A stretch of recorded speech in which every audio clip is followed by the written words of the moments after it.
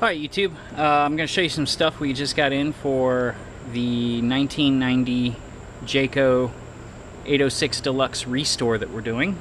John's over here and he's going to show you what we got over there in a minute. But first I'm going to show you what I got over here right now. First thing I got is a new rail for hanging the stove on the outside of the camper.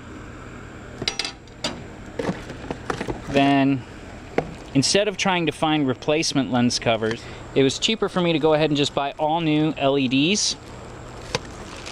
So I bought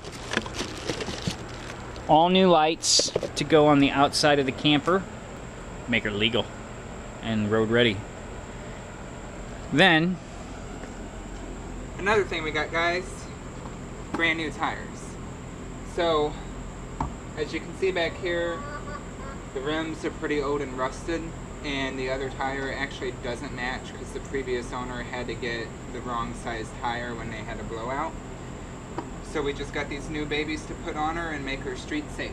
We'll probably keep the old tire for our spare for right now, and then in another month or so we might buy 2 more of these tires, so we'll have 2 spares, because I've heard of people having a double blowout on tow-behind trailers.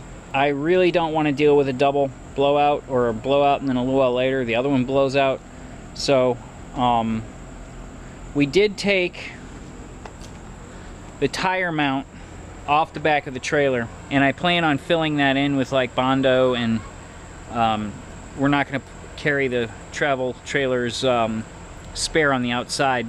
It'll most likely go in the inside compartment of my vehicle, because my car is set up to carry 2 full-size tires, one mounted on the back and one inside under the trunk.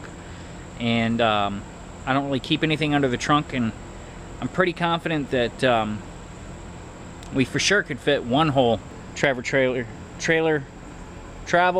tire in there. God, try saying that 5 times fast. Travel trailer tire. Travel trailer tire, travel trailer tire, travel trailer tire, travel trailer tire. Wow. Okay then. Okay, so John's getting ready to, I think, put them on here in a minute. Lift the trailer, lift the stabilizers, which we actually were able to bust loose, and the stabilizers work, and it doesn't look like they're thoroughly rusted out, so they do have rust on them, but it's not that bad. So we're going to probably, when we go to paint the trailer, paint those also. You can see I took some of the decals off, but I have to use, maybe now I'm going to have to resort to chemical. I used the rubber wheel to get most of it off. I have another rubber wheel coming from for the other side of the camper. Inside looks all fabulous. You guys will have to watch the videos on how we did all that. Look at how pretty it is. Oh, so pretty. We're going to do the stove too, but we're going to have to take some of the hardware off, because the counters and the counters and facings look so good with the contact paper that we're going to go ahead and go around the stove. And I mean, oop, sorry John. You're fine. I mean, Don't be sorry. This trailer is 30 years old, man, and we are less than $1,500 into it with the purchase price of the trailer.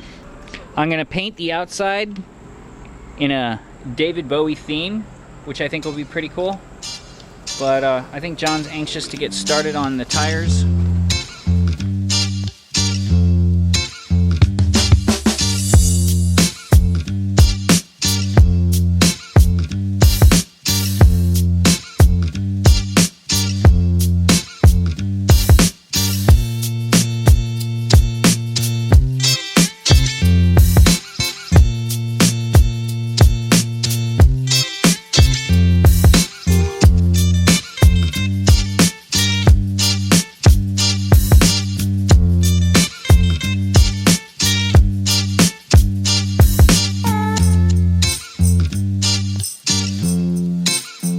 John got the tires on, so now all we got to do is hook up the Harbor Freight lights until I can get around to wire in all the new LEDs, and she'll be ready to go. So hopefully we'll be able to take her out within the next 2 weeks. Though I'm probably going to wait until mid-September, end of September, to actually paint her. part of the reason why I'm going to do that is because it's Missouri, and August and early September, you can have heat indexes upwards to 110, 112, and well into the 90s frequently. And working with enamel paint in that kind of heat, you can have it slide, and that's a nightmare. So it's best to wait till it's cooler to paint with enamel.